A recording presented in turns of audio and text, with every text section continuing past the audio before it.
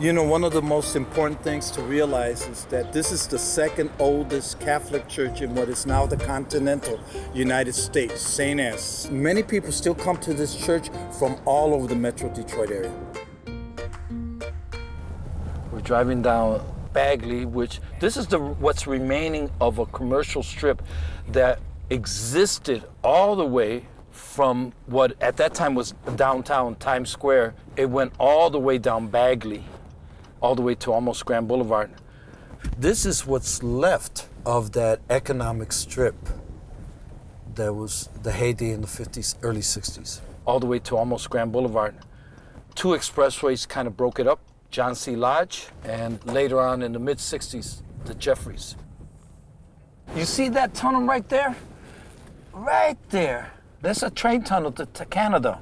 I used to see undocumented white folks come across from Canada from there. Yeah, when I was a little kid.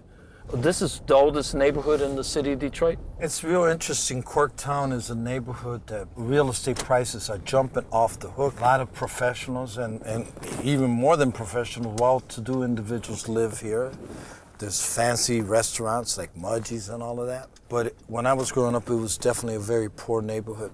Used to play handball against this building right here. It was a glove factory. You can see in the corner over there, Michigan and Trumbull. Left side is what's left of the old Tiger Stadium.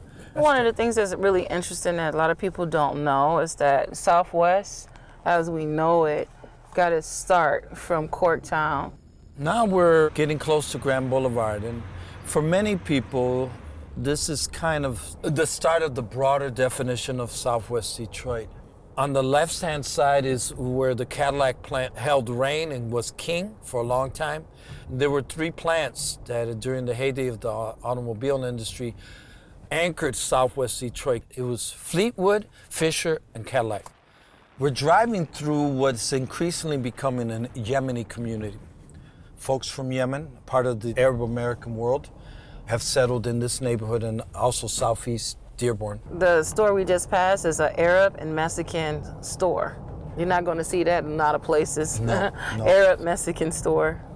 Passing through that overpass, we're essentially in an African American community, Shaffer.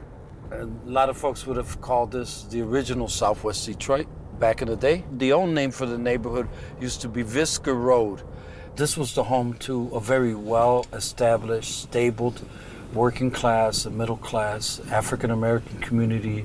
Vernor on the weekends, well, any time of the week is a hopping place. Certain times of the day, certain parts of Vernor, it's faster to walk from one block to another. So Vernor is our Woodward. And a little bit more crowded. And murals are a very important part of the cultural fabric of Southwest Detroit. They got a variety of food. You got Dominican, Puerto Rican, Mexican, Honduran. I mean, it's just, the list goes on. Here we are at Clark Park. It's kind of a spiritual center for the community. This park was actually closed by the city early 1990s. And a group of community activists formed the Clark Park Coalition. And over the years, made sure that it was well maintained. It became a star within the Detroit Parks and Rec system.